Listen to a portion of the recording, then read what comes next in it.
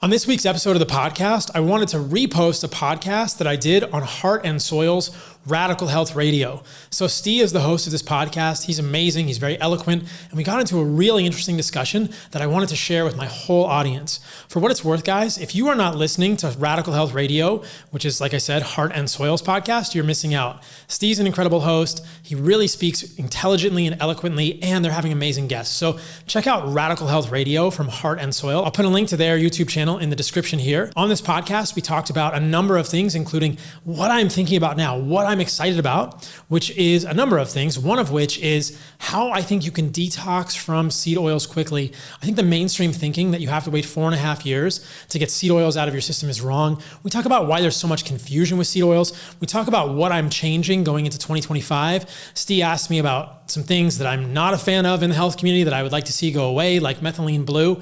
There's a lot of value in this podcast. And like I said, I wanted to share it widely with my whole audience. So enjoy this podcast on Radical Health Radio from Heart and Soil. Go check them out. And I hope you guys enjoy this one. Dr. Paul Saladino, he's back, ladies and gentlemen. This is episode 100, a huge milestone for us here at Heart and Soil and with Radical Health Radio. And Paul was our first guest, so naturally we had to have him on for the big one. And we're recording this on New Year's Eve. So it's just got all of the feels, all of the specialness to it today. Dr. Paul, how are you? How was Christmas in Costa Rica? And how are you feeling on the precipice of a new year? Is that kind of something you get into a lot? Not really, but I think this year is going to be a little different. I have a lot of hope for some major change in 2025, and we'll talk about it in this podcast. But yeah, all is good here in Costa Rica. Grounding, sunlight, ocean, keeping the tan. Yeah, trying to avoid the blue light, eating liver, eating testicle, doing all the things. All the things, all the good stuff. Yeah, you touched on something I'm definitely curious to pick your brain on today, which is just kind of this cultural moment that we're in right now with health having a bit of momentum. You've been a rebel yourself, a fighter for good in the ancestral health space, in the alternative health space, if you will. And it's always been this thing that's, we feel like we're fighting a massive uphill battle. And I still think it's an uphill battle that we've got in front of us with the level of metabolic illness that we face as a culture and all of that. But it finally feels like there is some momentum, the Maha movement. What does it feel like for you that's been in this fight for so long to just be on the precipice of that and be having these kinds of conversations and attending these kinds of events and rallies and hearing seed oils in the mainstream media and conversations about raw milk, things that you've been banging on about for years at this point, finally in the cultural zeitgeist? How does that feel? It's pretty cool, man. I think that there's been a lot of ups and downs over the last few years. 3 years ago, almost to the day, my Instagram got deleted by Meta. I remember I was in Costa Rica and I was posting, and all of a sudden I opened Instagram and it says, it's like, beep, boop, bop, boop, your Instagram is dead. Crazy. What the heck? What's going on? And there's no recourse. It's just, they deleted it. And that was, of course, happening because I was posting things about the pandemic and posting things about COVID and things that Meta didn't like at the time. And a lot of things that have come to light and been proven as true. And I was deleted from Instagram for that. So, the previous 4 years have been a time of censorship, and it's still happening. And I don't know that it'll necessarily stop with the next administration. I did a podcast with Callie Means recently on my podcast, and I told them at the beginning of the podcast, I never really thought of myself as political until health became political. And then recently I've realized that health has always been political, and I just didn't see it. And that's definitely what was happening during COVID. Health was very political. I just never wanted to be political. I never wanted to put my flag in the sand and say Republican, Democrat, any of these things. But now I'm finding hope, and I'm excited about the momentum that's going to happen next year. And, I think that the Instagram that I've rebuilt in the last 3 years has helped a lot of people, and that makes me feel really good. I've met a lot of cool people through that. It's challenged me to be creative in interesting ways. I've researched things and shared ideas. And so I think it seems like the dawn is upon us. We've had some dark nights recently, and my stuff continues to get fact checked for reasons that are, I believe, not founded in science. And there's still a lot of things that are, I think, dystopian about the health environment that we find ourselves in, and we can talk about that. And there's a really big uphill battle that we face at every level, whether it's pharma, whether it's, pharmacy benefit managers, whether it's the insurance companies, whether it's lobbying and big food, and they're all connected and they're all in bed together. And that's a huge machine that we're kind of raging against at this point. but there is momentum in the other direction. And I think it comes from both sides, right? It's going to come from the top, from the government. Maybe that's our hope now. And it's going to continue. I think that when there's momentum from the top, there's more momentum from the bottom. There's an upswelling of people realizing when they're saying, whoa, the government is talking about this. RFK Jr. is talking about making frying oil tallow again, and seed oils and food dyes and raw milk. And it's bringing more people to an awareness that all of these issues are in the atmosphere. They're in the sort of orbit. And that's really cool because I think it always goes it always goes sort of bottom up, but when it goes top down, the bottom is happening too. People are realizing there's more to the conversation. Yeah, dude, it's an incredibly hopeful time. As we close the door on 24 and we open up into that more hopeful future for health and these kinds of conversations, at least, what do you hope might we be able to say like 12 months from now, looking down the barrel of 2026? Like what, in a more optimistic view of the world, do you hope might have actually happened to food, or at least the conversations around food? Like what's some of Paul's big predictions for 2025 and what we might see in this space? I think that there's going to be a lot of conversations about the things that we care about. There's going to be a lot of conversations about seed oils, which will be contentious, but I think that that's good. And I think that the conversations about seed oils will quickly bring a lot of awareness to their potential harms for humans. I think there's going to be a lot of conversations about food dyes and food additives. I think there's going to be a lot of conversations. I hope there are going to be a lot of conversations about metabolic health and getting people aware of their baseline metabolic health, whether it's good or bad and all these things. And I think I hope that those are the main conversations that are happening. Maybe some about pesticides, maybe some about glyphosate. But I think the two biggest things that I would like to see happen in terms of the food conversation connected with the FDA and the new director there and the NIH, with Jay Bhattacharya and Marty Makary, and like, hopefully all these people will get confirmed. And I think that we need to be very realistic, and we need to be very aware that the FDA has kind of been captured and co-opted, and all of these crazy ingredients in our food that no one understands, that have never really been tested. This is the GRAS standards, the generally recognized as safe standards, that are just a farce with the FDA. Nobody actually really has to do any testing of any additive. We have over 10,000 now in the US probably versus 400 to 500 in Europe. And there are food dyes, there are dough conditioners, there are preservatives, TBHQ.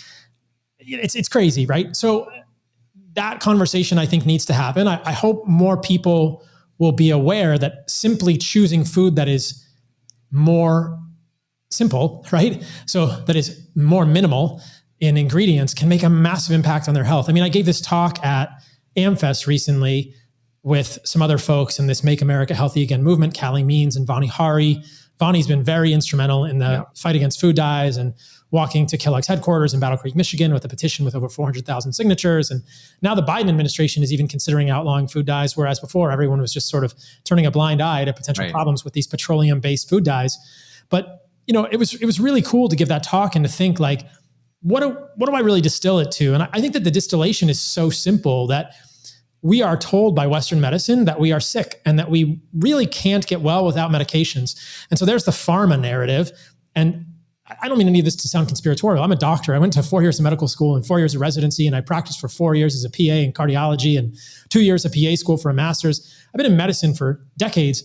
And what I've seen is that the narrative is just, you are sick. Here's a medicine to help you. There's no conversation about the root cause of disease, but 1.7 million people per year die of chronic disease, 98+% of which is preventable. So we are losing literally millions of people a year to chronic disease, which is almost entirely preventable. We're not being told that because Western medicine, the narrative is fundamentally broken, but the solution is so simple. It's really glaringly simple. It's achingly simple. And it's just what I told people at AmFest was eat meat, eat plants, don't eat foods that your great grandmother wouldn't recognize, and you're done. It's just that, it's that simple. Like if you pick up a food and it has a label, okay, that doesn't mean it's the worst food in the world, but like read the label. And if you don't understand what's on the label, if your great grandmother wouldn't recognize what's on that label, don't eat it. So I'll use lineage provisions, which I'm really proud of as an example, right? Our meat sticks have a label. And what's on the label? It's grass-fed beef, apple cider vinegar, which is organic, and sea salt, right? Or that's the air-dried steak. So you can see, I mean, obviously our stuff from Heart and Soil has a label, but it just says desiccated organs. That's it.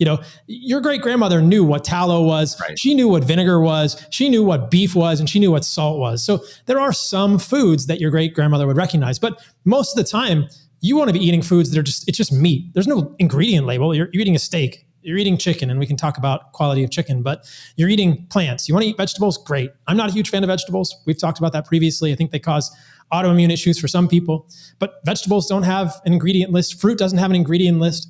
Raw milk, which I'm much more a fan of than pasteurized milk. That's just it. What's the ingredient? It's milk. And it came from a cow. That's it. And so it's really simple. Eat meat, eat plants. If your great grandmother wouldn't recognize it, don't eat it. Like that's the answer. And it's inclusive, it's nonpartisan. And that, with no hyperbole in the statement, I will say that will save literally millions of lives a year and trillions of dollars in healthcare costs. The US spends $4.5 trillion a year on healthcare. Like, wait, what? Are you, that's insane. So, and 80, 90% of that is chronic disease management. So we're talking trillions of dollars in US spending contributing to our debt, weakening us as a country, and millions of lives lost, all of which is preventable with the most simple course of action ever. Yeah, it's really mind-bending. Those numbers, I think, are hard for people to even understand what that means. When you start throwing around trillions, just how many, just untold amounts of spending is going in the wrong direction that otherwise could be put back into creating health. We've often talked about the moniker of your birthright is radical health. But in a sick world, it becomes increasingly challenging. And you use the word simple a lot there, and simplicity, which it is. It is very simple. But what do you think about this idea that simple is not always easy? Do you think a lot about just because it's simple, it's not easy for people because they are battling not only the sheer amount of garbage in the grocery stores, but also things like food addictions and people that get addicted to these dopaminergic, hyperpalatable foods? Have you thought about that much? Like, is there anything there? Do people actually suffer from food addictions? And even if it's simple and we can say, just eat this, are people going to have like psychological issues trying to adopt this lifestyle because of how addictive they've become to these foods? Well, I think it absolutely, Steve, and this is where it becomes pretty sinister. Did you see there's a lawsuit from, I forget the guy's name, maybe Bryce something, against Kraft and Nestle and all of these agribusiness, multinational industrial processed food companies? No. So there's a lawsuit pending, and in the lawsuit, it alleges that these companies specifically engineered foods. There's a scientist named in the lawsuit named Frank Galata, who may or may not have had a lab. And they specifically engineered foods to excite the pleasure centers of the brains and to excite the neural circuitry around dopaminergic reward behavior. And probably these companies used EEGs, electroencephalograms, and other brain sensing technology while they were feeding humans food. And they've done this with rats as well. So they've done this with both. Wow. They've done this in animal models and with humans more in secret, potentially, this lawsuit alleges. And so these foods are deliberately engineered to be addictive. And I've often said, these are legal drugs. And the problem is they just need to be made illegal. And hopefully that can come from the government and top down as part of this MAHA movement, the things RFK Jr. is thinking about. But we are subject to many legal drugs. We know there are illegal drugs that are highly addictive. Many of us have family members that have experienced negative consequences related to illegal drugs. There are many legal drugs that are addictive. Alcohol could be considered one of these. But there are many legal drugs in our food system, and these are the hyper palatable, specifically engineered foods that are meant to addict us. And so absolutely, your point is very well taken. When you are stopping cookies, cakes, candies, crackers, pizzas, food dyes, additives, azodicarbs, like all of these things are meant to make you hyperdopaminergic. And yes, you're going to go through withdrawal. And so that's another piece of this. How do we help people? We probably need some sort of junk food rehab. Right. And I mean, in the very realist sense of the phrase, we need something. We need programs that are funded by the federal government or at the local and state level to say, if you want to get off junk food, come hang out with us. Or we need the federal government to make this easier because this is an uphill battle. The odds are definitely stacked against us. And so this is where I get a little bit frustrated when people say calories in, calories out. You can lose weight eating donuts with no real appreciation of how addictive and habit forming a lot of those foods are. Of course, you can lose weight eating donuts. You're going to be stuck on donuts for the rest of your life. You wouldn't tell that to someone. You can get clean from alcohol on heroin, Steve. You Right. know, and, you know, in some cases in Western medicine, we will take other drugs like methadone and give people, you know, less addictive forms of opiates to get them off things. And so there are parallels here, but it's quite crazy when you think about it. You're not going to get off donuts easily. You're not going to get off these foods easily. And people also want to say, well, I want to have a cheat day. And you think, okay, great. Like, do you also have a cheat day with cocaine or heroin, or Right. choose your addictive drug of choice, fentanyl? Like, it's okay. You can just use it. It's okay to use meth once a week. And obviously I'm drawing stark parallels here. And the effects of eating Oreo cookies are probably not the same as smoking methamphetamine. Debatable in some children, perhaps, but you know, it's like there are parallels here, and there is something to consider, that you giving your child junk food every once in a while is kind of making them into addicts, and it's making your life harder. You eating these foods every once in a while is tickling the pleasure centers of your brain, and it's making your life harder. So absolutely. And people need to know where these foods have come from and how sinister their history is. And to understand, I think when you understand, when you're in a grocery store and you're walking down the aisle, I want people to look at Doritos and, you know, tortilla chips and Takis and cookies and cakes and crackers differently. I want them to see them for what they are, which is the engineered byproduct of food companies specifically making them to be hyper palatable and addictive to you. And then you think, oh my God, like, why would I give that to my children? Why would I eat that? I'm really doing myself a disservice in the long term. Yeah, that's right. And I think a lot of people, it's just so pervasive in our culture. They just don't even know. They don't question it. There's kind of like this unintended ignorance of, if it's in the supermarkets, it must be fine. I'm sure that everybody understands fruits and vegetables are going to be better than a pack of Oreos, but they don't understand just how damaging those things are. And I guess in an ideal world, if we could wave a magic wand and remove them, just get rid of them completely, we'd see metabolic health improve overnight. Like, you could take somebody who's an alcoholic and you could put them on a deserted island without any booze, and they're no longer going to be an alcoholic, right? Because there's an availability crisis here as well, which is the problem. And I know from my own personal story, like what you just said there about the education around how nefarious and bad these foods are and maybe why they were engineered, that was what I need, because it kind of gave me this gestalt to be like a middle finger to that, like, no, not anymore. I'm taking my health back, because I was a person that had really hard time kind of moderating with those foods. I couldn't eat one slice of pizza. If I decided it was one slice, it was going to be the whole pie. I can't have a bite of ice cream. It's the whole tub. And you can see that pleasure center thing happening in the brain. So therefore, what I had to do is kind of decide and build this internal mental razor of food, not food, or food and poison. And I know that sometimes triggers people to call food poison, but it helps me at least discern that that's not even food. Therefore, I don't eat that.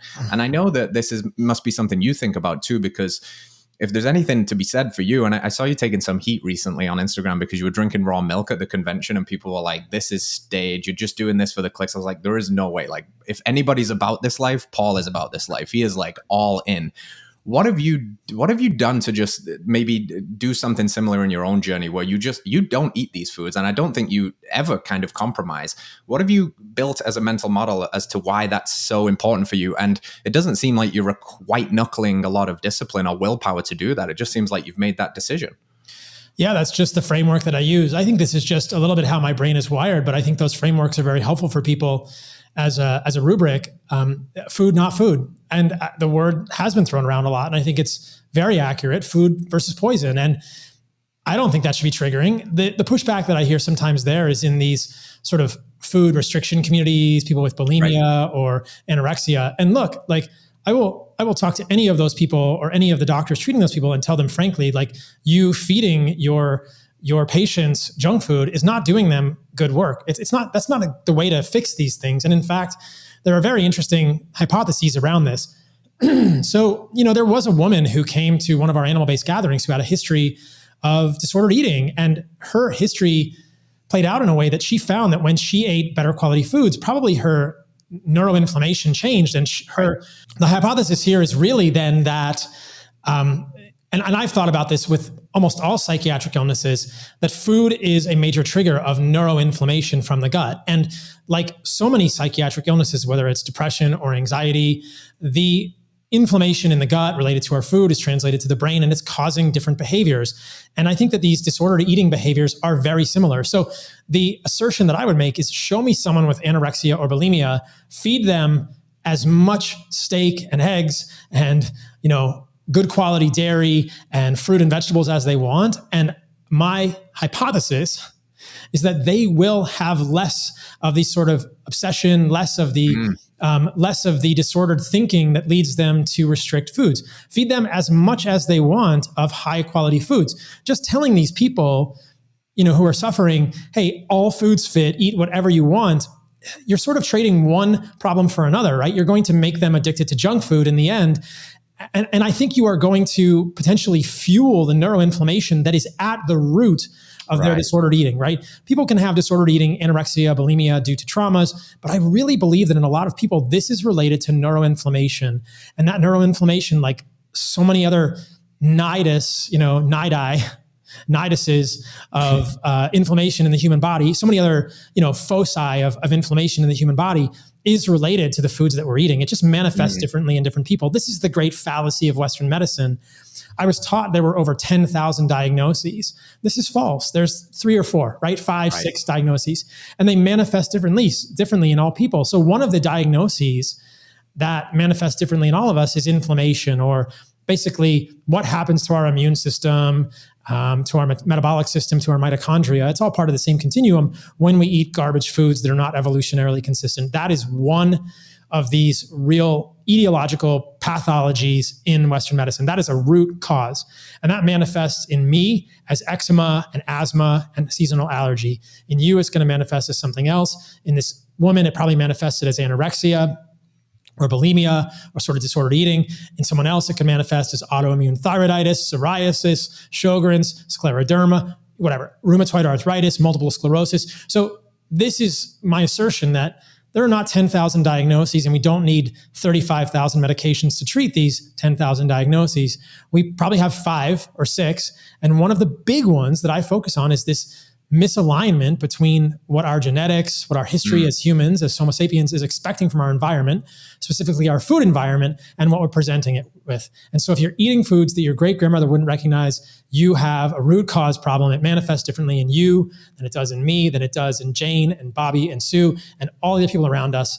And that's the major fallacy of medicine. So I think that it's okay to call food and poison different things. Call a spade, and there are ways through this. But yes, that's been some pushback against what I'm saying when I say things like oatmeal are not great for humans. People say, well, then I'm confused and I don't know what to eat. It's just, to me, it's just confusion, and it's not serving a greater purpose, which is getting humans healthier.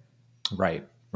And almost, you've got to be confused before you become clear, right? Like, it's kind of part of the opening of Pandora's box, if you will, for people to actually at least start asking those questions. And, you've done an incredible job, particularly over the last 5 years or so when your Instagram really exploded, in getting people to ask the hard questions. And sure, it might confuse people immediately because you're coming out and taking bold stances against the mainstream narrative, starting with the carnivore journey, and cholesterol maybe isn't what you think it is, and saturated fat isn't out to get you, and kale is bullshit, all the way to now even being kind of stoking the fires within the ancestral community now, like honey's okay for you and fruit's okay for you. You've never been shy from making these bold statements. And what I really appreciate about that is it gets people to actually think.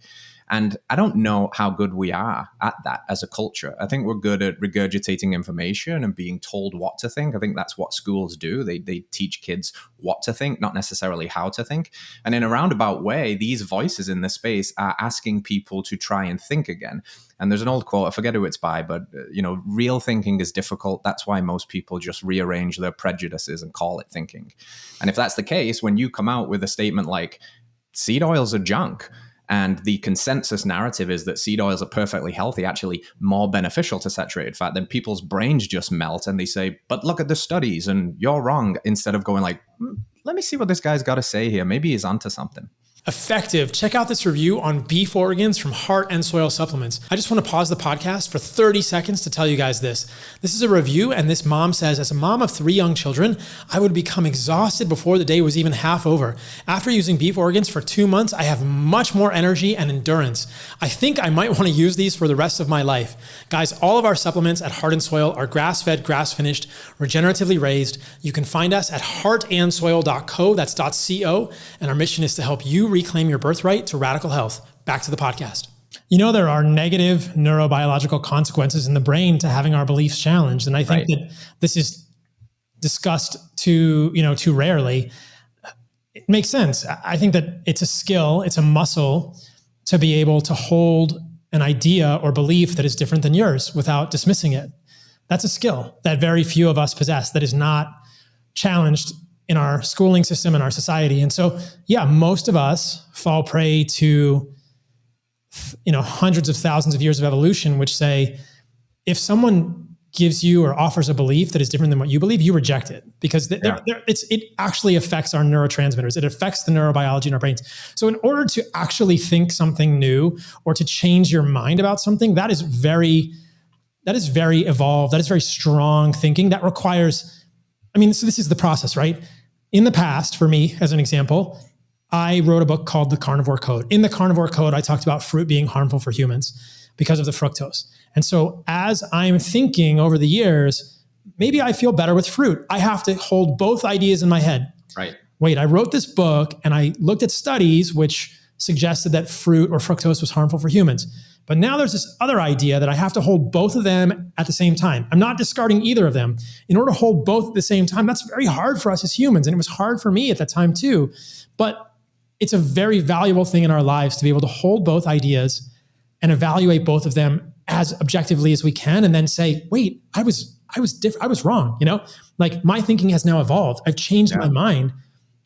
And now in that case, looking at studies on fruit juice and understanding that so many of the studies on fructose that say that it's harmful for you are animal studies, isolated fructose feeding studies, which don't really, recapitulate what's happening in actual human biology. The whole perspective can change, but that's a challenging thing for humans. It's very challenging. And you would posit that it's probably only possible if you are nutrified, if your metabolism is working on all cylinders. If you're a brain dead person that's surviving rather, off processed foods and seed oils, maybe, controversial statement incoming, that your capacity to actually critical think is diminished because you are just full of inflammation. The neurotransmitters in your gut, the brain, nothing is working like it could. I 100% believe that humans may be smarter. And we've seen this, nutritional interventions affect human intelligence. Yeah. The best case I can think of off the top of my head is giving creatine to vegetarians, which clearly improves many measures of intelligence. So, take from that what you will, but, there are all sorts of nutritional interventions that can affect memory, recall, learning, mathematical skills, verbal memory. This is very clear. Creatine, you mentioned it there. There's, creatine's had its moment. It's kind of had a resurgence in 2024. It was back around when I was like 18 years old, first getting into the gym, and you had all of these myths about creatine, and your mom was scared about you taking it because it was going to give you kidney stones or all other kind of manner of things. And now it's back again in the mainstream. And I've even seen some recent studies where they're putting like elderly women on as high as 10, 15, 20 grams a day. I know you've been rabbit holing creatine a little bit. What's the story with creatine? Essentially no downsides. If you have kidney disease, maybe, but creatine is a phosphate intermediate. It's a storage form for phosphate in the body, which helps with energy utilization and regeneration of ATP, which is our essential fundamental energy currency in the human body. There are essentially no downsides to creatine in humans. Certainly there are dose effects, and if you take too much, you might get GI distress, but it pretty clearly seems that around 5 grams per day for both men and women is an optimal dose. And you can obtain this from red meat, go figure, something that's been at the center of the human diet for hundreds of thousands, if not millions of years. There's conflicting data that I've seen on how much creatine is actually in red meat. Some studies would suggest 1 to 2 grams per pound.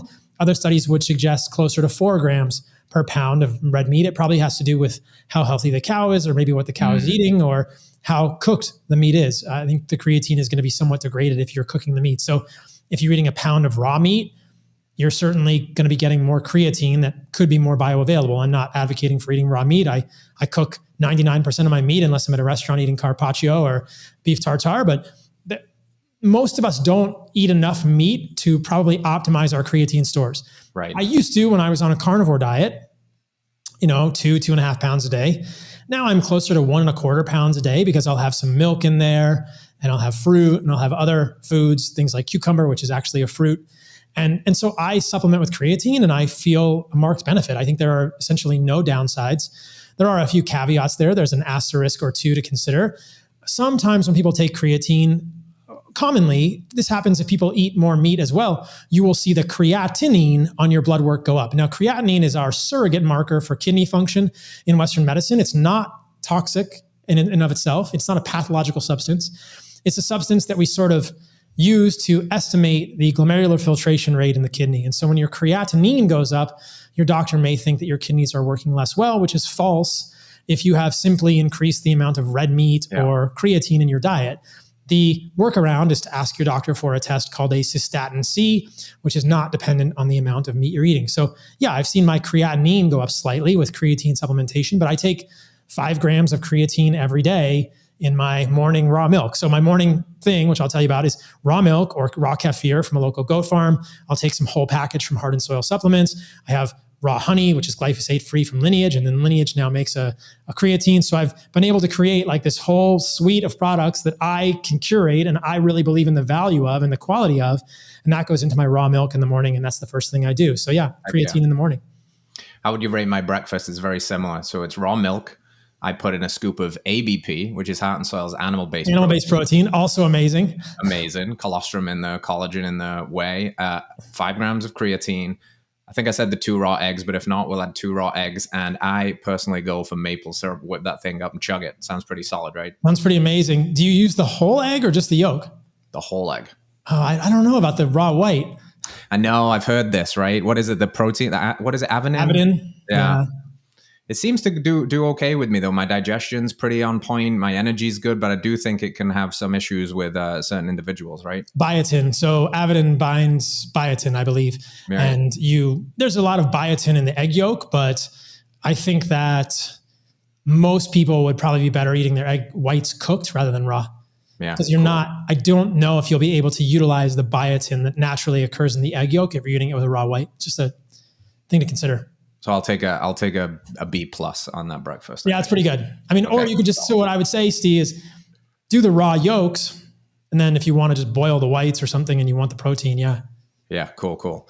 Okay, well let's challenge people to think a little bit on one of the more, you said it yourself, contentious topics in the zeitgeist right now, but one that you've been hammering probably more than anybody and bringing more light to it, the dangers and harms of seed oils or vegetable oils.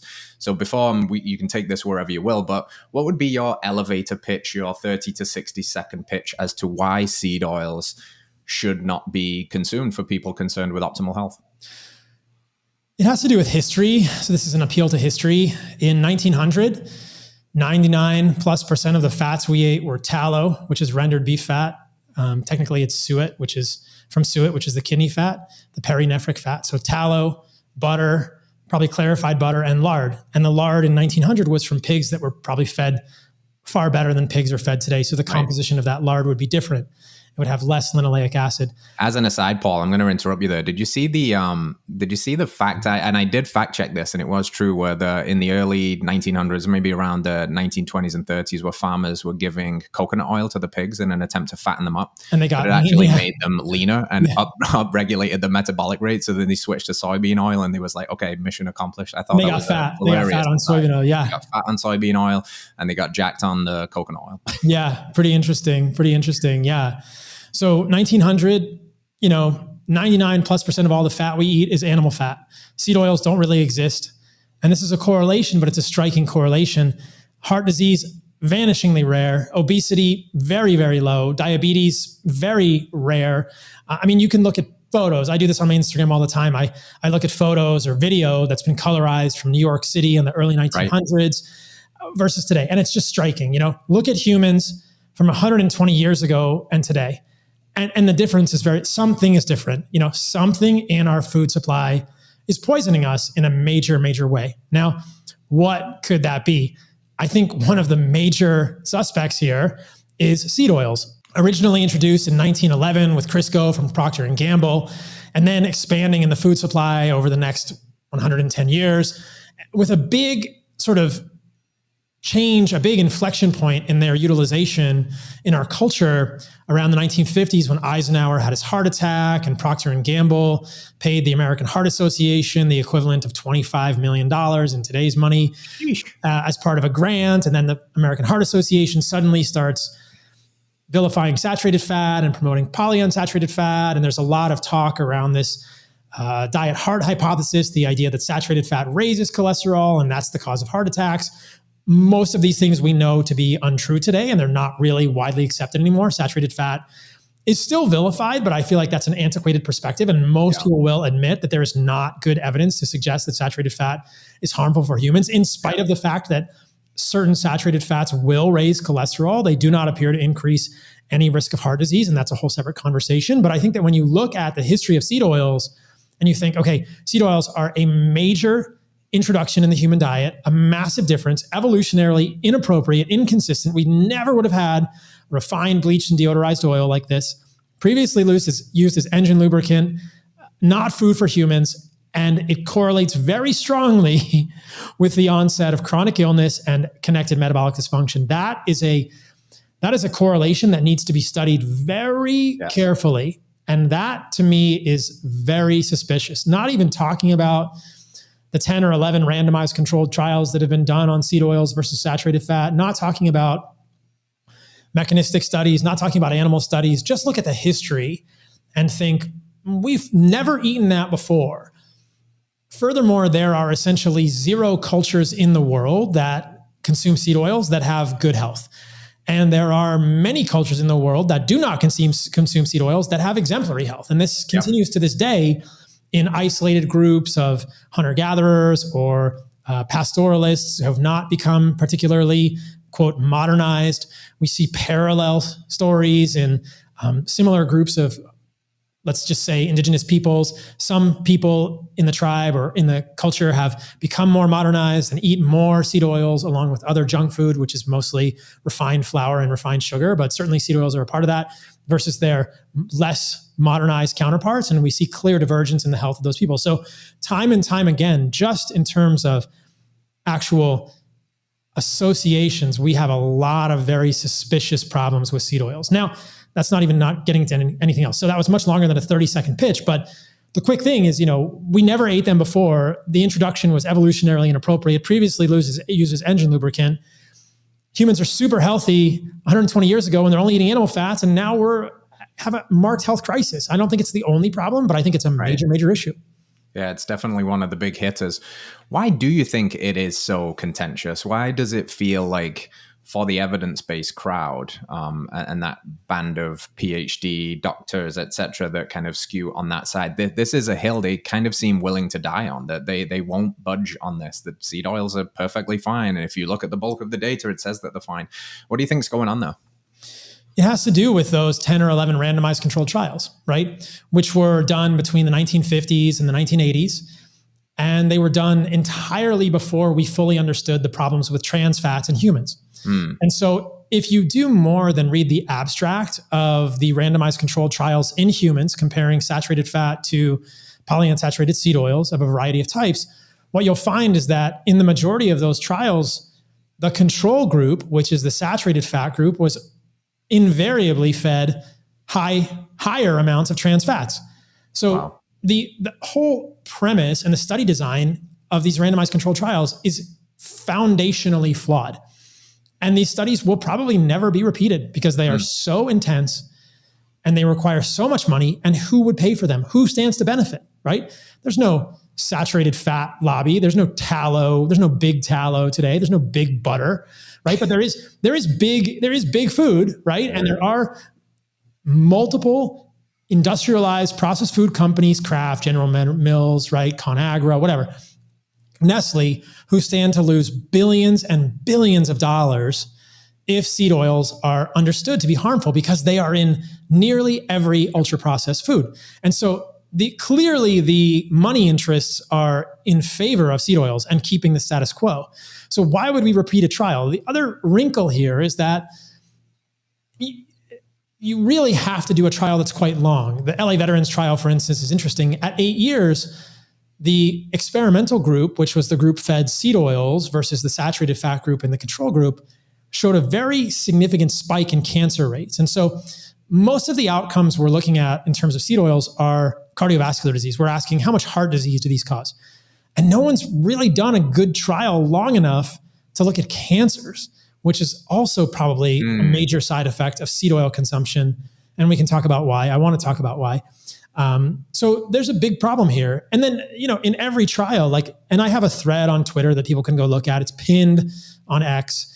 I kind of broke down every single randomized controlled trial. People can see every single one and the potential problems and what they found. And so this is why I think PhDs, the intelligentsia crowd, the self-claimed intelligentsia crowd can say, look, here's a meta-analysis. Here are multiple studies which show they're benign or trending toward benefit cardiovascular-wise. But if you actually look at those carefully, the whole argument falls apart immediately. The whole argument falls apart because of the quality of those trials. And so there's no real appreciation. No one has really been willing, and believe me, I've been seeking this forum.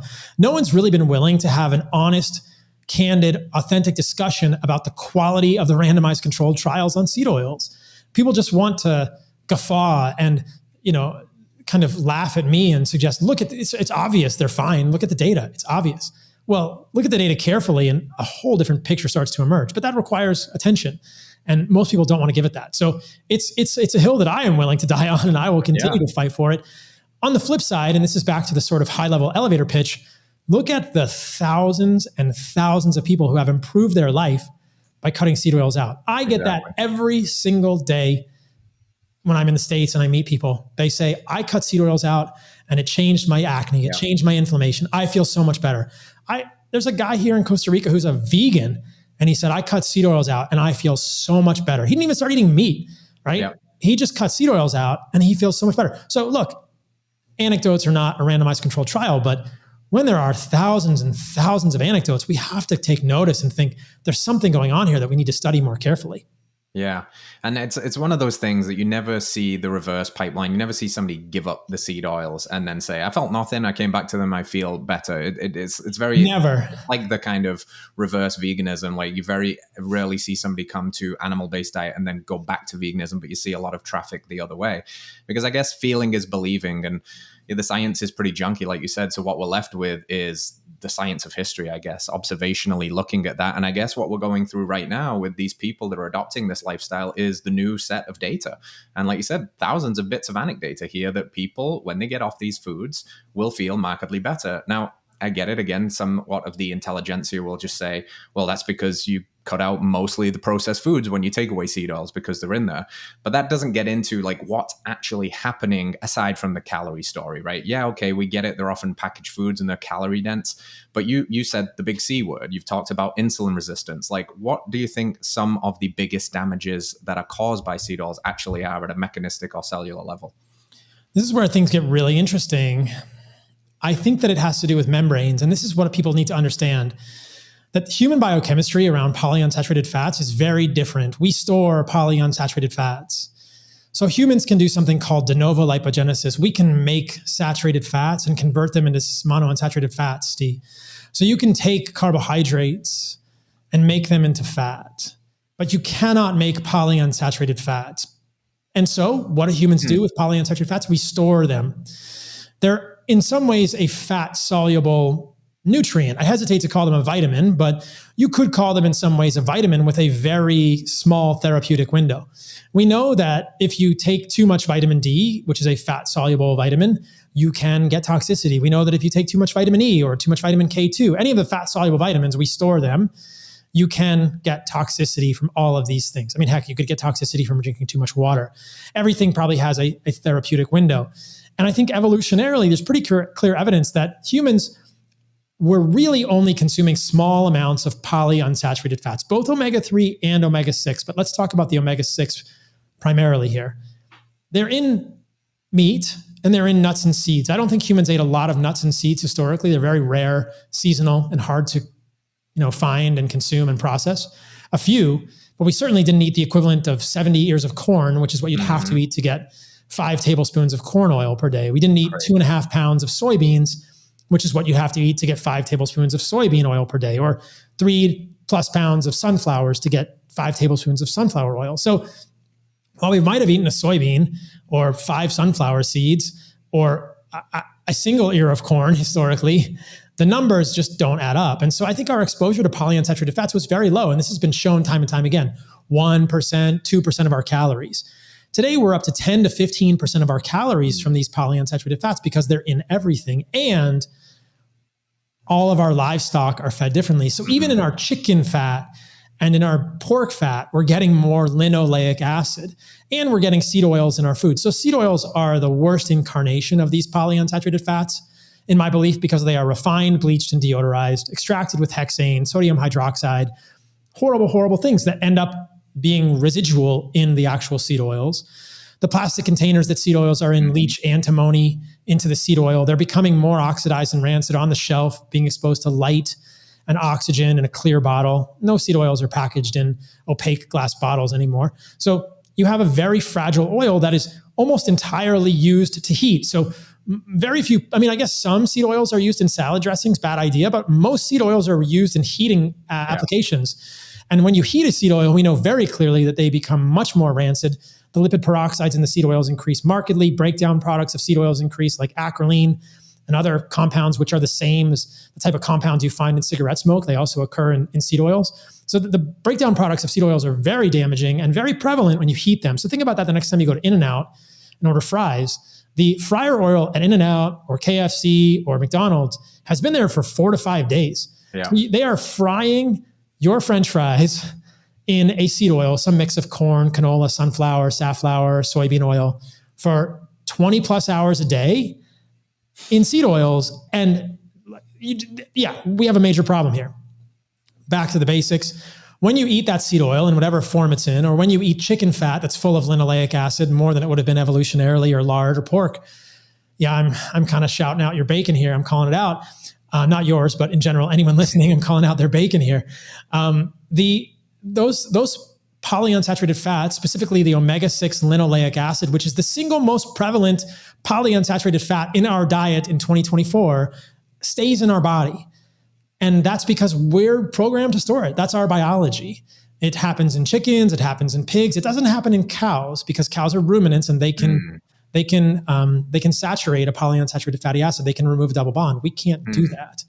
So that's very interesting. We get stuck with these polyunsaturated fats in our membranes. And my hypothesis is that this is an evolutionarily inappropriate consumption of linoleic acid, which is already significantly oxidized in the form that you're consuming it, which creates an oxidative burden. But over time, I think that this linoleic acid populates our cell membranes and changes the way our cells function. Specifically, what I worry about is changes in the functioning of the mitochondria at the mitochondrial membrane. So you can really boil health, metabolic health, and thriving in humans down to the mitochondrial electron transport chain.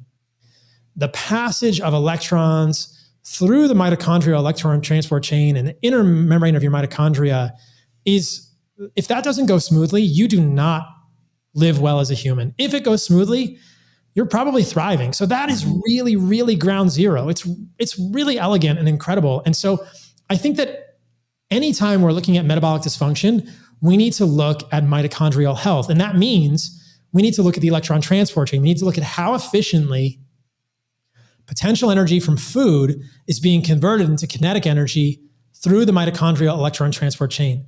And this begins with the breakdown of food, then to glycolysis or beta oxidation, whether you're breaking down fats or carbohydrates. And then essentially the food is a source of electrons, which are ferried through the mitochondrial membrane, through intermediates. This is all of glycolysis and the Krebs cycle within the mitochondria. NAD, FADH2, moving to the mitochondrial membrane, moving electrons, delivering them there, moving them down the complexes, eventually creating a proton gradient across the membrane, and then the protons move back down the gradient through the ATP pump. And that's how ATP is created. That is how we essentially mine Bitcoin in the human body. So you are a Bitcoin mining machine. You are making your own currency, and that happens in your mitochondria. But if your mitochondria are broken or don't work as efficiently, you're not making as much ATP. Remember we talked about creatine earlier, and creatine is sort of a store of extra phosphate to regenerate ATP. But so many good things happen when we have adequate ATP. ATP is the fuel, is the currency that we spend on all of the processes that make us healthy as a human, making hormones, repairing cell membranes, repairing proteins, moving things around the body. It all costs energy. And if you don't have enough ATP because your mitochondria are not making enough ATP from the food you're eating, you're metabolically unwell. That is essentially what insulin resistance is. It's a backup of energy. And so what happens is when the cell doesn't make enough energy from the foods you're eating, you get an energy backup. And the cell signals, hey, we have enough energy because it's not going through the mitochondrial electron transport chain because it's kind of broken. And that's where you get insulin resistance from. So it's an energy toxicity, not necessarily because you're eating too much energy, but because you're not moving the energy through the electron transport chain. There's a big difference here, right? Because the quality of the food you eat impacts your ability to make energy from that food. This is the fallacy of the calories in, calories out model. If you're eating Doritos, on the label, it says 200 calories, give or take, per serving. That's an assumption that you're actually able to create that potential energy from food into the kinetic energy, which is false. Because I would posit that there are toxic things in those Doritos, whether it's food dyes, whether it's preservatives, TBHQ, whether it's seed oils, glyphosate, whatever. There are many toxins, poisons in that food that break your mitochondria, not acutely, but over time, that contribute to poisoning your cellular machinery.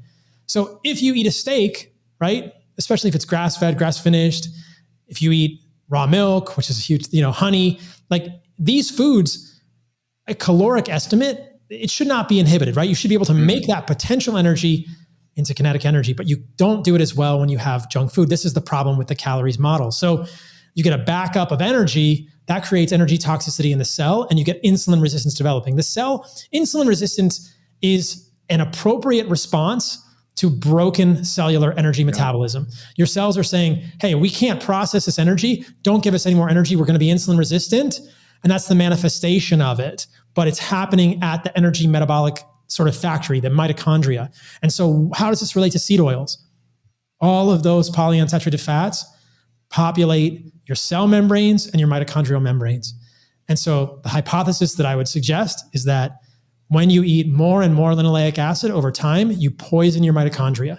And we know in animal studies, because this has never been studied in humans, that the more polyunsaturated fats there are versus saturated fats, you actually develop a proton leak in the mitochondria. So the protons are supposed to get pumped from the inner part of the mitochondria to the inner membrane space and then go down the pump back into the inner side of the mitochondria. And they leak across the membrane, right? So they're leaking across the membrane. This is not what you want. And that is essentially showing that when you have polyunsaturated fats in the membranes, are they just creating holes? They're leaking. So if you're trying to create a battery effect and you're trying to create a proton gradient to make ATP, and that those protons are leaking back, you've just destroyed what you're trying to create. The other potential problem with seed oils or the polyunsaturated fats in seed oils is that they can change the way the membrane moves in space. So this all gets to be very confusing, or at least very elegant and very coordinated. The mitochondrial electron transport complexes, are submicroscopic, and they're, electrons are moving between them. If they move apart a little bit, like nanometers, like the smallest fraction of a meter, the electrons won't move through. And so the question is changing the composition of the membrane, moving the electron transport complexes in space in a way that prevents them from moving the electrons down the chain. And this has also been studied, and it's a very possible thing. So what are we back to? You must eat an evolutionarily consistent amount of linoleic acid in your diet, which means completely eliminating seed oils, but also being very careful with things like mainstream chicken, pork, bacon fat, et cetera. And I'll pause there, but I think that there's a really interesting idea that I've been thinking about and talking about a little bit recently about how to fix it quickly. So hope, because that was a fascinating breakdown. You're connecting a lot of dots for me there, and the analogies of the Bitcoin. I'm thinking like Bitcoin versus shitcoin. I spoke to Robert Friedlove recently, and the quality and that mining machine. You're either going to be producing this really strong asset that's shoring you up for a future, or you're going to be pumping out whatever the shitcoins are these days because you've like broken the machine that works. So after hearing something like that, hopefully people have got enough credence to just be like, okay, let's get them out of the diet. But getting them out of the diet is one thing. You said they're in the body in the store. So how do we get them out of the body? Did you know that I built a company that makes the best protein powder on the planet, guys? This is Lineage Provisions. I'm so proud of what we make at Lineage. We make grass-fed beef sticks, grass-fed jerky, tallow, glyphosate-free honey, and Animal-Based Complete, a grass-fed, grass-finished protein powder with colostrum, organs, no BS, no fillers, no artificial sweeteners. I strongly believe this is the best protein powder on the planet. Check us out at lineageprovisions.com. Eat like a human and thrive. So this is where it gets really interesting. And this is a question that I get a lot. How do you detox seed oils? The canonical thinking is that it takes 4.5 years to fully recycle your membranes based on some pharmacokinetic studies with polyunsaturated fats. And that may be the case if you don't change specific things about your diet. But I think that there are ways to do this more quickly. And there are 2 really interesting studies that I've come across recently that make me think this is possible much more quickly. And it requires very intentional intervention in our diet as humans. So none of this is easy, right? It's simple, but not easy. So the first study is fascinating. It's done on primates. I think it was done on, I forget what type of monkey it was done on. But what they did was they fed the monkeys a very low-fat diet. So it was a higher carbohydrate, low-fat diet, and they saw turnover in the membranes within 30 days, which makes sense when you think about it, because what's populating the membranes? The fats you're eating, right?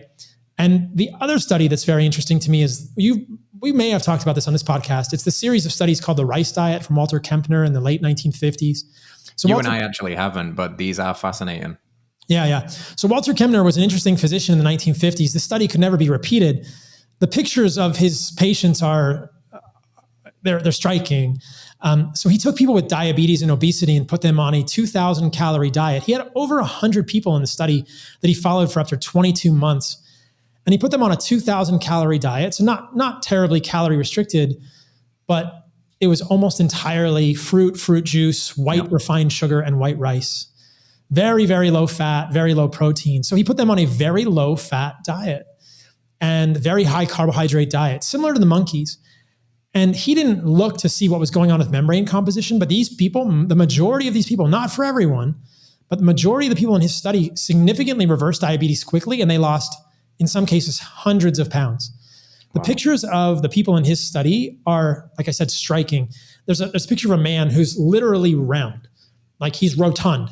And at the end of the study, he's thin. And this is 22 months, right? On a 2,000 calorie diet of white sugar, white rice, fruit juice, and a little bit of fat and a little bit of protein. This is wild to me. So I think what's going on here is that, and before I say that, I'll say that when Kempner looked at this, he fixed the diabetes. So they become metabolically healthy, eating high amounts of carbohydrates, including refined sugar and white rice, things I would not recommend, but definitely including fruit and fruit juice, metabolically healthy, and their diabetes continued to be improved, continued to be sort of fixed, even when they liberalized their diet. So what I think is going on here is membrane recycling, membrane recomposition. So when I talk about this kind of stuff, people always say, yes, Paul, but 93% of people are metabolically unwell. And I say, yeah, 93% of Americans are metabolically unwell, which means that 93% of us probably need to get some recomposition of our membranes. Right. We need to repopulate the membranes of our cells and our mitochondria. And how do you do that? You get rid of seed oils, but I think you can do that more quickly by either eating a low-fat diet or eating a very low linoleic acid diet. And I really want to study the latter intervention because it's much more sustainable than a low-fat diet. A low-fat diet works for people, but it's very hard, right? And it has potential other consequences, which are negative for humans. Your hormones won't do well, right? So if you go below 30% of your calories from fat in terms of macronutrients, you're not going to feel great. You're going to be craving it all the time. You may get skin issues. You almost certainly will get hormonal issues. You might get a recomposition of your cell membranes very quickly, and then you need to liberalize and start eating fat again. But I think that the real issue here is how much linoleic acid you're taking in. You could say overall how much polyunsaturated fats you're taking in, but remember that the vast majority of what we're taking in is omega-6 linoleic acid. I'm not a huge fan of fish oil. That's a whole separate conversation. Yeah. But let's just talk about linoleic acid. So if you really wanted to eat a very low linoleic acid diet, how would you do it? Number one, you'd get rid of all seed oils. But number 2, 3, and 4 are going to surprise you. You would not eat eggs. You would not eat chicken, and you would not eat pork. So the only meat that you would eat would be red meat from ruminants, right? And you would not eat olive oil, and you would not eat avocado oil. Yep. So eggs, chicken, pork, avocado oil, and olive oil are significant sources of linoleic acid. They're not necessarily unhealthy foods, but I think that some of them represent evolutionarily inappropriate amounts of linoleic acid that slow the recomposition of the membranes. Yes. So if you do that and you eat red meat, and you can eat tallow and butter all day long, those are 1% to 2% linoleic acid, and you eat fruit and you eat vegetables, whatever, I think you are going to fix your metabolic health very, very quickly. Because I think that is going to induce a very fast recomposition of your cellular membranes. If you are metabolically healthy, you can probably eat chicken and pork and put olive oil on your salad, provided that's organic, single source, in an opaque glass bottle, right? And it's not cut with seed oils. You can probably do that if you're metabolically healthy. But if you are not metabolically healthy and you want to detox seed oils quickly, my suggestion would be a low linoleic acid diet for 2 to 3 months and see what happens. So the experiment that I would like to see people do, and hopefully we'll get people online to do this en masse. Maybe we can even do this as part of Animal-Based 30 starting this month with Heart and Soil. Yep. Check your fasting insulin at the beginning and then eat a low linoleic acid diet. Go as low as you can on linoleic acid. You won't get deficient because all of your red meat has linoleic acid. Your butter has it 1% to 2%. Your tallow has it, no problem. But be careful with egg yolks. Be careful with chicken. Be careful with pork. Do not eat olive oil. Do not eat avocado oil. So let me just go through this really quickly. So if you look at chicken fat and you look at eggs, these things, because chickens are monogastric like humans and pigs, when we eat more linoleic acid, we store more linoleic acid. When a chicken is fed corn and soy, there is more linoleic acid in the eggs, in the yolk, and in the chicken fat than there would be in a wild chicken. This has been documented. The same thing with pork. Your bacon is from pigs that are fed corn and soy, and that increases the amount of linoleic acid in their fat from 4% to around 20%. Wow. So, canola oil is about 20-25% linoleic acid. You can get to similar amounts of linoleic acid in olive and avocado oil. It's a lot of variability in olive and avocado in terms of how much linoleic acid, but the problem with those oils is they have a moderate amount of linoleic acid. And in and of itself, this probably isn't a problem if you're eating a couple of tablespoons a day on your salad. I don't know why people would eat salad in general, but if you want to really achieve recomposition of your cellular membranes, which I think is ground zero for metabolic health, you probably should cut those things out. And so it's an interesting experiment. I think so. Yeah. I would like to see people do this more because I always eat that way. I don't eat eggs right now because I think that I react to the eggs. And so I don't eat avocado oil. I don't eat olive oil because I'm always eating animal fats, butter, tallow. Those are the only fats I eat. I only eat red meat exclusively because chicken is weak and I can't find good chicken. I don't eat pork. Yeah. And so I've eaten that way for years. And this is just my anecdata, but it's not difficult for me to stay lean. It's incredibly easy. I'm 47 years old. I don't lift weights and I remain very, very lean. And maybe this is just my body, but my suspicion here is that if people try this, I think they will lose weight very quickly and achieve metabolic health rapidly. Yeah, I agree. That was an awesome breakdown. And as you were speaking, I was thinking about, I have 20 some chickens here on the land and just how difficult it was to even find a corn and soy free feed. Like we have to drive over to Kentucky to get it. So really knowing where your food is coming from, shaking the hand that feeds you and not being scared of asking those hard questions, because even people that are very aware of this stuff are having an enormously difficult time finding the appropriate foods to feed these animals so they can minimize that linoleic acid content. And we've seen recently some drama around Vital Farms and things like that. Their eggs coming back higher in linoleic acid for supposedly the gold standard of what you can get in a supermarket. So there's just a lot to that. And I think something like this very low level linoleic acid diet is one of the keys to, fixing the metabolic health crisis that we have. And you said, like, it comes down essentially to for the ability to the cells and the mitochondria to run efficiently and produce that ATP. And this gives me credence to jump ship a little bit and shift gears into an emerging conversation that's entering more and more into the mainstream of the alternative health space anyway, which is like this whole light diet piece, the quantum biology, the Jack Kruse arguments that basically, yes, food is important, although Jack Kruse poo-poos food a little bit, we're food gurus, blah, blah, blah. But this light piece and how that really affects the mitochondria, just because I know you're an inquisitive guy and you've certainly thought about this a lot. You live in Costa Rica and you're always talking about sun and grounding. How much of the light diet piece do you think really ties into this equation of cellular health?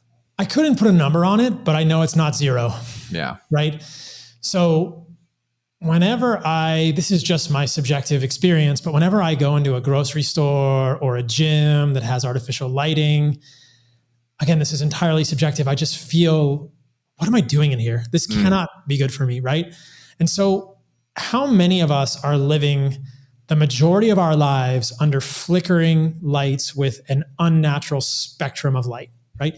How many of us, out of necessity, go to jobs where we're under fluorescent lights? I'm not under fluorescent lights right now. I actually have only natural lighting in the studio. I used to have, blue lights and, and I actually had the team stop the blue lights because, it doesn't look as good on camera without artificial lighting, but I don't want these film grade lights on my face for long amounts of time. I'm trying to do all of my content in natural light now, coming through a window, which is open. And so I think about it a lot.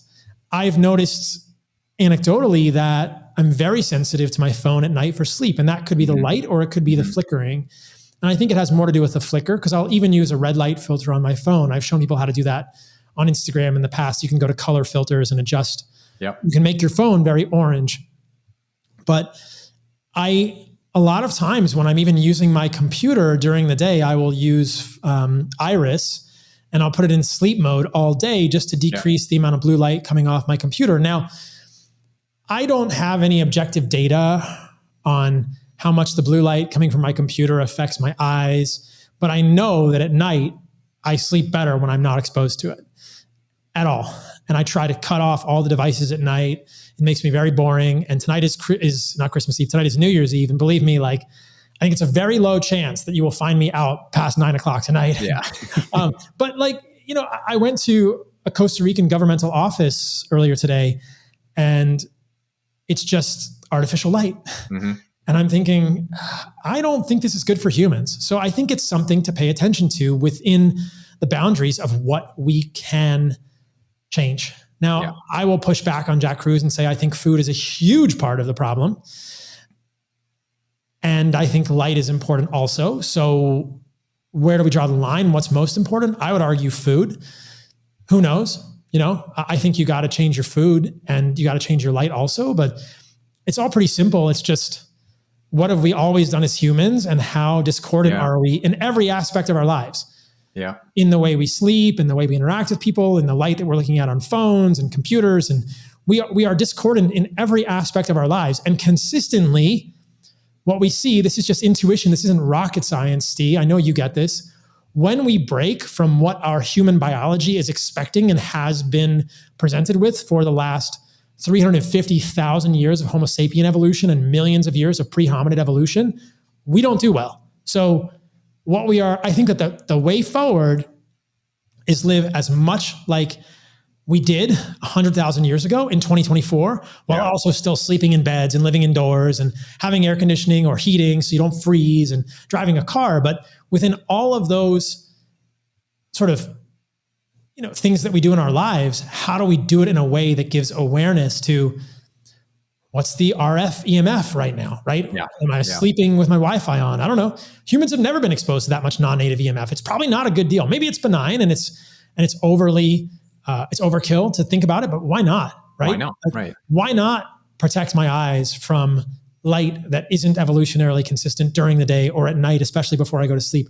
Why not try and avoid volatile organic compounds in my house and chemicals in my food? Why not put myself in natural fibers and try not to both inhale microplastics and have all of the chemicals in plastic clothes actually absorbed through my skin? Yep. This is a recent study I saw. I mean, sports bras, polyester activewear, there is noticeable, measurable absorption of endocrine disrupting chemicals from plastic clothes when you are sweating.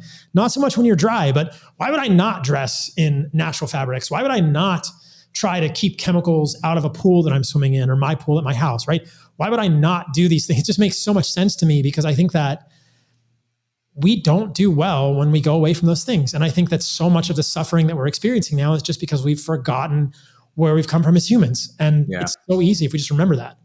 Yeah, I think that's it, man. And I think there's a very natural and organic pipeline too, that if you start to curate your diet a little bit more intentionally and eat an ancestrally appropriate diet, something that looks like an animal-based diet, something happens inside of you that's not necessarily intellectual. It's more of a craving for more of what is real. And guess what that means? I'm going to maybe eat this meal outside, and I'm actually going to take these shoes off and put my toes in the grass, and this feels kind of good. And now I start to question the way I move. Do I want to be in the gym under the barbells and the artificial lights, or do I want to, do a bit more animal flow? I'll get some gymnastics rings and put them in a tree or bounce on a trampoline. Like, these things start to happen naturally when you open that Pandora's box. So it doesn't bother me how people get there. I just hope that they get there. And I think the food conversation is so right in front of our face because most of us do it 3 times a day, every single day. And that's a really good opportunity to fix some stuff and then start stacking these other things on top of one another. Yeah, I mean, I probably do it more than 3 times a day, Yeah. Oh, heck yeah. I mean, living in Costa Rica as well, like openers, it's so funny you mentioned the light thing because I'm conflicted about that too. You want to produce a good looking podcast and you can get the clips from it and all of that stuff, but I'm staring down a ring light right now. Yeah. Above me, I've switched to all incandescents. I've got an incandescent lit home and things like that. But you do think about these things, and it hit me square in the eyes about a year ago when I moved to Tennessee. I had to get a new driver's license. So I went to the DMV and you do an eye test. And the woman said, read line 3. And I couldn't see line 3 with my right eye. And it was a very eye-opening moment. And that sent me down a rabbit hole. It coincided with a period of my life where I was staring at screens more than I would have liked and more than I should have. And I went to get my eyes checked, and turns out in my right eye, I had an astigmatism. And what I've been doing to not go down the route of just wearing glasses there is being even more intentional about my light diet, doing some early morning red light therapy, spending more time outdoors. When I'm not podcasting, believe me, I've not got the blue lights on and things like that. But these are the things that you become increasingly aware of. And exactly to your point, why not? I'm wearing all organic cotton right now because why not? I want the best health for me. I want the best health for my future fertility, my kids, my family, and the people that listen to this. I hope they want that too. So I think it's just a really good frame to use, optimize holistically across all areas wherever you can do it. Wherever you can. Yeah. So as we start to bring this one into land, I want to fire some few ones at you in closing, just because of the nature and the energy of the new year. Do you have any ins or outs? What's in for you this year? Are you going to focus more or double down on something, or is there something that you've been doing that you're like, all right, I'm done with that now, I'm moving on? Is there anything that comes to mind? In terms of food, I've really been enjoying squash the last few months. So squash is in for me in 2025. Squash is a fruit. Remember, people. I love people love to think that I'm eating vegetables, which is fine. Maybe I'll eat a vegetable at some point in my life, but I haven't had one in many, many years at this point, probably 5.5+ years that I know of. Yeah, no vegetables really. So yeah, squash is in for me. I like sort of winter squash. Tallow is in for me. Yeah. I did a video on my YouTube channel about what I eat in a day now, and I broke it down on Chronometer. People can see how I'm eating. It's pretty consistent. I eat raw milk and honey and organs, fresh and desiccated from hardened soil. I do some Lineage meat sticks throughout the day sometimes. I'll do some tallow from Lineage. We curated a glyphosate-free honey at Lineage. I've got creatine. I've got good quality red meat. I've got fruit and squash. That's pretty much it. That's all in for me. That's pretty consistent. Not a lot of differences there. Carbohydrates are about the same for me. Calories tend to be around 3,200 to 3,600 a day, depending on how active I am.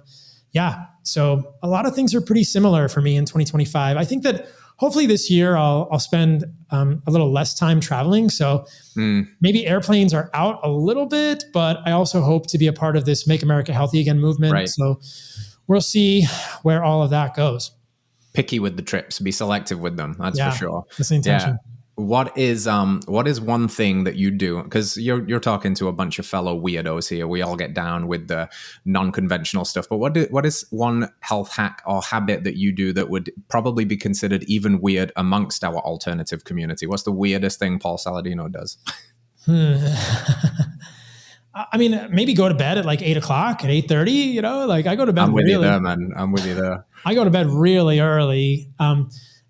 I think it's also my phone. So people should know that almost 100% of the time now, my phone is on red mode, even during the day. And my computer is also. So they're almost always fully on red, which makes it less convenient. It certainly is not as visually pleasing to look at. It's harder to see contrast sometimes. And if I'm looking at a picture of real estate or something, you know, I'm thinking about spending some time in Miami in January this year, and I was looking at Airbnbs, and I kind of have to flip it to colors so I can see the colors. But I think most people would see my phone and think like, what is that? What are you even doing there? When I'm in the United States, I'm always wearing sort of EMF blocking boxers. And when I go to an Airbnb, and again, I don't really like traveling, but sometimes it serves a purpose. I'm turning off the Wi-Fi at night. I bring a Faraday bag that I'll put on the router during the day if we're working. I mean, I used to bring actual Ethernet cables with me, and we would just do Ethernet. But now I'll use the Wi-Fi in the house during the day, turn it off at night, put a Faraday bag around it. I do travel with sheets that are cotton if there's not going to be cotton sheets in an Airbnb. Nice. I hate fragrance. When I get to an Airbnb, I must rewash the sheets. I request that they wash the sheets ahead of time in a fragrance-free detergent. It's hard for me to travel because of the way that I like to live. So yeah, I think those are kind of the weirder things. I don't know what else. I mean, I was recently in Phoenix for this conference, and I did wear a suit. So for the first time in 5 years, I wore a suit. It was a wool suit, mind you, with a cotton dress shirt. So high quality stuff, you know. It was a very nice suit. Hope people can see it and tell me what they think. We did a little poll on Instagram, and most people said they liked the jungle vibe more. And I even in the middle of the day at the conference in these really uncomfortable shoes, I put my feet in shoe prisons, Steve, for a good cause, to look professional and mix it up with some political types. But I hope you guys know what I did for you. I sacrificed, and my feet are still recovering from these dress shoes. But even in the middle of the day of the conference, I went outside the conference and took off my dress shirt and was standing there in Phoenix with my shirt off. So I'm still trying to get sunlight on my body, even in that. I think most people in the podcast would understand that, but maybe people would think that's weird. I would expect nothing less. I love that, man. And always carrying around a gallon of raw milk in these. That was real. I absolutely brought raw milk. So that's not a publicity stunt. I really feel better with raw milk. There was a great butcher in Phoenix called Underbelly. Shout out to them. I did some content there, and I had a bunch of raw milk that I got there. And yeah, I was the same. Last we were with the Heart and Soil team actually at the CrossFit Games last summer. We were schlepping organs to everybody, educating them on the power of an animal-based diet. And the whole convention, I'm walking around with my Earth Runners on and a gallon of raw milk, and people think you're crazy, but if you've got to have a little bit of crazy in a mad world, you know. Yeah, let your freak flag fly, man. I mean, that's where the genius is. That's it. Okay, last one for you. What's one health trend you would love to see die in 2025? Oh man. Or a myth that you'd love to see die. You know, I'm not a fan of methylene blue. I want people to understand this is not a healthy thing for humans. Yeah. Say more. Yeah. So methylene blue is affecting your mitochondrial electron transport chain.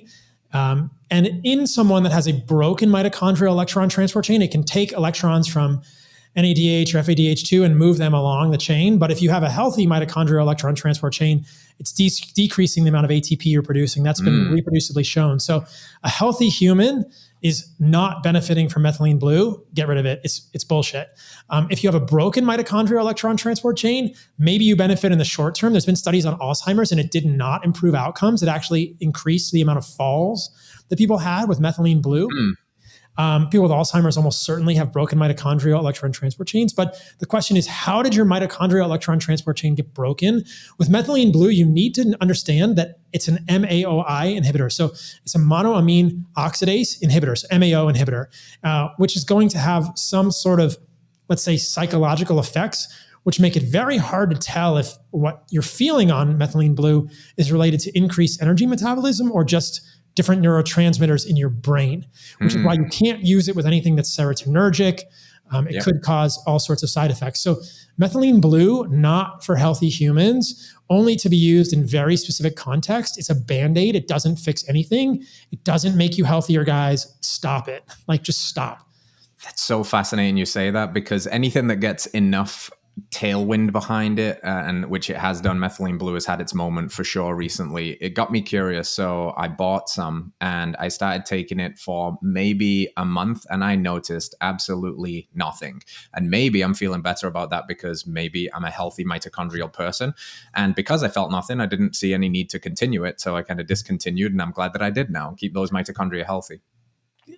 Become healthy foundationally at a mitochondrial level with an evolutionarily appropriate intake of fats and other things in your diet. Like, get the nutrients. But, we didn't even talk about this, but people will understand that there are so many nutrients required to make a mitochondrial electron transport chain, CoQ10 being one of them, right? Yeah. Where's it found? Animal meat, organs, heart, liver. Like, to make a healthy mitochondrial electron transport chain, eat meat and eat organs and stop eating excess linoleic acid and watch how you become Superman or Superwoman. I can't wait to hear your stories, guys. Incredible. Simple, not always easy, but you know what's easy? Being the healthiest version of yourself. You'll never regret investing in yourself sooner. Nobody regrets starting sooner. Wherever you're at on the journey, we can always level up. I think this has been an incredible episode, Paul. I love your insights, love the way your brain works, love that every time you come back to the show, you've been noodling on something else, and it's always fascinating, man. What can people do? How are they going to keep up? What are you excited about that's coming? Anything that you want to leave the audience with? We got a lot of 2025 things happening. We'll see. We'll see what happens. I'm working on a documentary. We just did a little mini documentary with Heart and Soils on seed oils, but I've been working on for the last year a big documentary about food quality that probably will come out in 2025. Amazing. And we'll keep an eye on this Maha stuff. I'm working on a book too, but that's probably 2026. Awesome. I'm very excited to keep all the Federal Eye on YouTube for the documentary Paul just referenced.